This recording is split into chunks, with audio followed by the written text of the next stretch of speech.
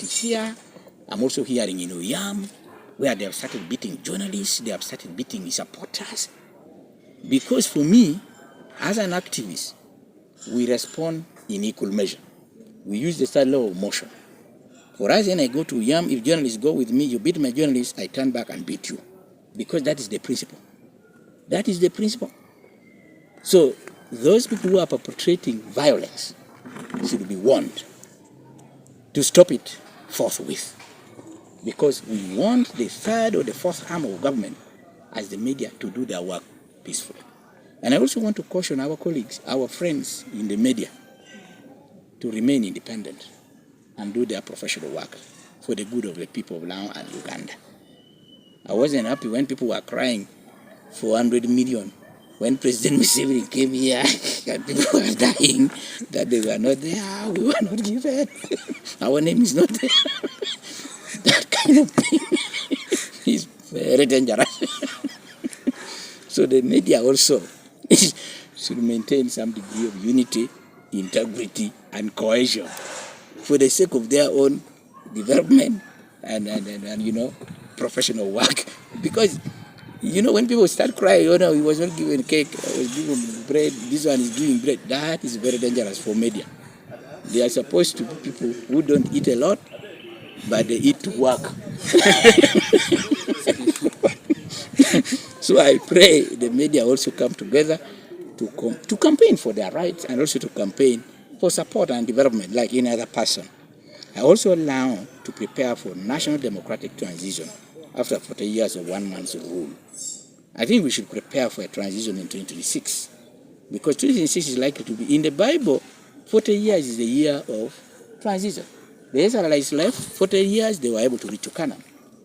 In the Bible again, Jesus went to Mount Sinai, prayed for 40 nights and 40 days, and of course miracles were made. There is a creed in the Bible about the same 40 years. So 40 years has got a lot of connotations from the Bible. In Lao here, we used to query 40 years of somebody's death. When you die, if you are put in the grave, and after 40 days, they call for prayer.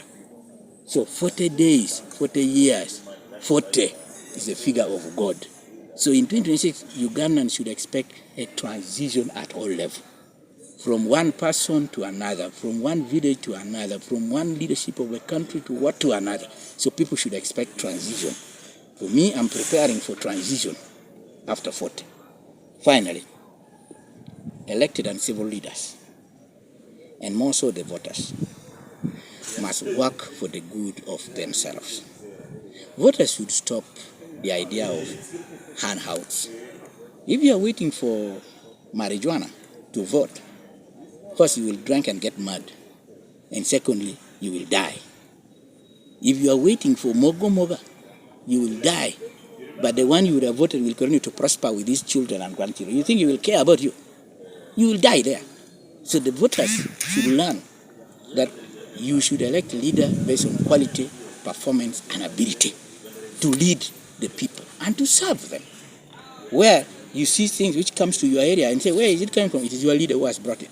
You should be happy, but not to wait for handouts. This politics of handouts is not serving people, it's not helping people. And politicians must learn, leaders must learn to account to the people. When you are coming after 5 years, you should come and say, I did this, I did this, I did this, I did this. But you don't just come and say, I have billions of shillings I can give you. I can dispel my economic power. You see, where did you get your economic power from? If not from me who is poor, but with my vote. So we should respect the voters and we should also work for them. My voice and your voice matters. All our voices matter. I thank you for God and my country. I have a question. John? Okay. As you contest in Oyam County South to go to Parliament, whom do you want to work with as the President of Uganda? First, your question is wrong. Your question is wrong. I never said I'm contesting in Oyam South. The only thing that I'm transferring my activism base to Oyam South. All I'm going to do, activism in Uganda is going to be based in Oyam. It was based in Lira. That's what I say. Are you doing it because you have interest to contest? No, because I want to serve my people, as I've been serving them. In Lira. Yeah, I've been serving them based in Lira. Now I'm relocating to serve them based in Oyam. But recently, people of Oyam were calling you to go and contest. Yeah, that's theirs. That one will come as soon as we are working. But for now, work. For now, our main thing is to work for people because there is a leadership gap. The MP is not there. There is nobody giving them direction. So I should go and fill the direction to make people do things and we move forward. Is it because they have complained, they have called you back? No, I have been doing activism for 15 years. I've only relocated the headquarters from Lira to Yam. The headquarters has just moved. So you will not be seeing me in Lira. The next press conference will be in Oyam. The next activity will be in Oyam. And you will be seeing because I'm going to move in schools and so on. So I will be moving with you there. So I'm relocating my headquarters there. I have done what I wanted in Lira. Akibwa is being built. We have power in Lira. What about our home? So I'm also... We started with the headquarters, now we are going to the village. And you should also be paying back to your villages for your information. As you take information from Lira, you should go to your village there and you also gather information and let people hear because it's important. So, your question is wrong.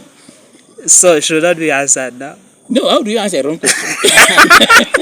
But I'm going to go to Oyam to carry out civic activism for the good cause of my people, of our people. Yes. I'm going to now be hired elsewhere. If people want me to campaign for them, they will hire me. But my focus is now Yam. Okay. Yes. Yam and passion. Yeah. There was another question which was... Thank you for watching Lango News channel. Please subscribe for more updates.